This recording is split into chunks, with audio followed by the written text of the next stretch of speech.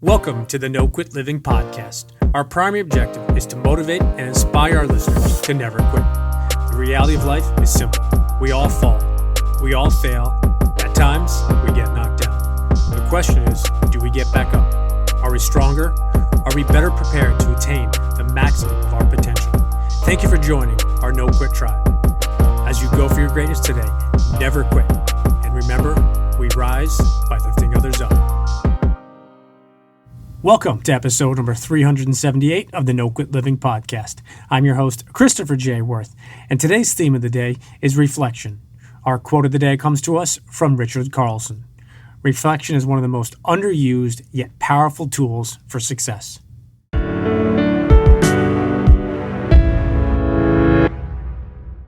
As today's podcast represents our final episode for 2022, I would personally like to thank each and every one of you for listening to our show. So many of you have also subscribed, left us a review, as well as shared our episode with others, and that is truly appreciated. If you have yet to subscribe to our show or leave us a review, we would ask you to please take 2 minutes to do so, as those reviews and subscriptions really do help us get our show out to a much wider audience. Thank you. As we are winding down 2022, I think our theme of the day, reflection, could not come at a better time. Over the past month or so, we have discussed goals, resolutions, gratitude, as well as the importance of planning ahead. Today, I would like to briefly touch upon reflection. Personally, I have to admit that I've not always been a real believer in the value of reflection, but I think that's also probably because I don't think I really understood it and its value. It was my personal coach and good friend Brian Kane that initially sparked my interest in reflection. I'm not sure exactly when I first heard him discuss it or mention it, but he touched upon it during his second of 3 visits on our podcast. If you would like to go back and listen to that specific episode, it was episode number 348 where Brian touched upon reflection. I believe that reflection is a skill, and it's one that you can develop, improve, but also work on. And I think it's something that you can add to your life, either personally or professionally, at any point. And if you stay consistent, it is something that can truly add a ton of value to your life. Now, I want to say, I don't want anybody to get fixated with having to use the word reflection, because I know some people prefer using words such as deep thought, contemplation, thinking, or even self-analysis. Whatever word or phrase that you prefer to use is perfectly fine. The similarity between all of them, I think, is very simple. It's taking a look at where you are right now and analyzing what you are doing well, what is working, what isn't working, but identifying those areas that you would like to improve and possibly things you would like to either change or try. The common denominator is the idea of working on becoming the best version of yourself. You can be very simple with your reflection and begin with its most basic form, which starts by asking yourself very simply, what am I doing well, and what are those things I can do better? Personally, I've adopted the professional golfer Ben Crane's 3 reflection questions into my own evening routine. It was actually one of our former guests, a gentleman by the name of Tim Schur, who joined us on episode number 358, that first introduced me to these 3 questions. Now, I've shared them in a couple of past episodes, but I wanted to share them once again because I've found great value in using them. Question number 1, what did I do well? Question number 2, what did I learn? And question number 3, what am I going to do about what I learned?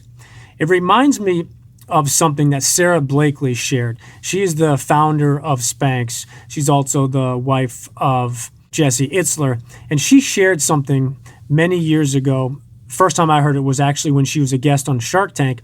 And she said how her dad asked her, and I believe her brother, every single night at the dinner table, what did they fail today? And I remember the first time I heard it, it kind of stood out in regards to why would you want to focus on that failure perspective?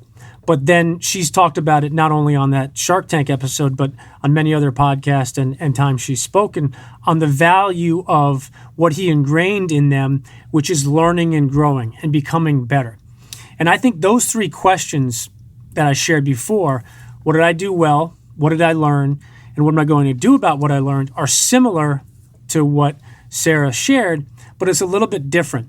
And personally, I think it's that third question that is by far the most important.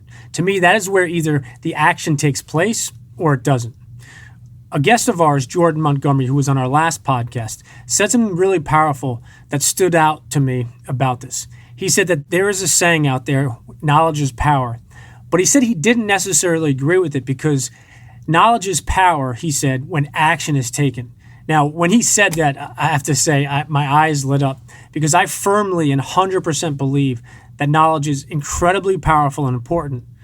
And that is where reflection comes into play.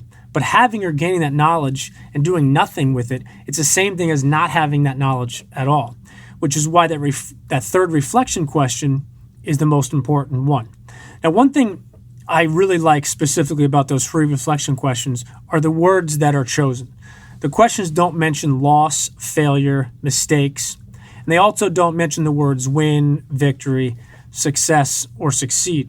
To some people, that might not seem like much, but to me, I find incredible value in the words we choose and also why we choose them. In those three reflection questions, if they don't work for you, then I would personally challenge you to find ones that do work for you. And don't focus on being perfect right out of the gate. Instead, focus on getting started and building some momentum.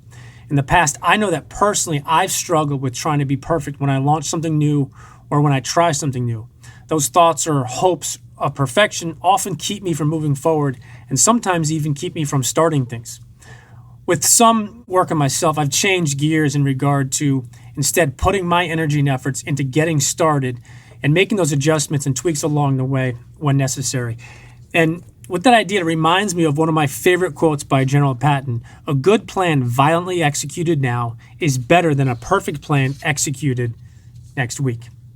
To wrap up today's episode and our podcast for the year 2022, I would like to personally challenge each and every one of our listeners to take a couple of minutes to reflect upon this past year and look at your own 2022.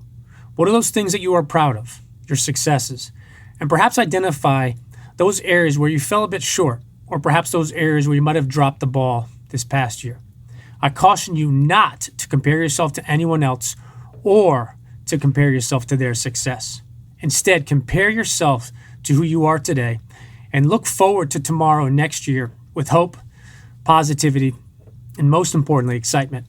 What you do with that reflection is 100% up to you, and nobody can do that reflection for you or take any action on your behalf. As we're always looking to add value to our listeners, I would like to share a free resource with you. This is not only something that I use myself, but this is also something I share with my clients, college teams, and coaches. You can head on over to yearcompass.com. Once again, that is yearcompass.com.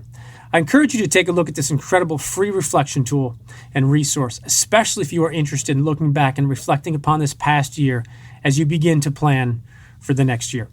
As we truly believe in lifting other people up, if you find this resource valuable, we ask that you please share it with someone else.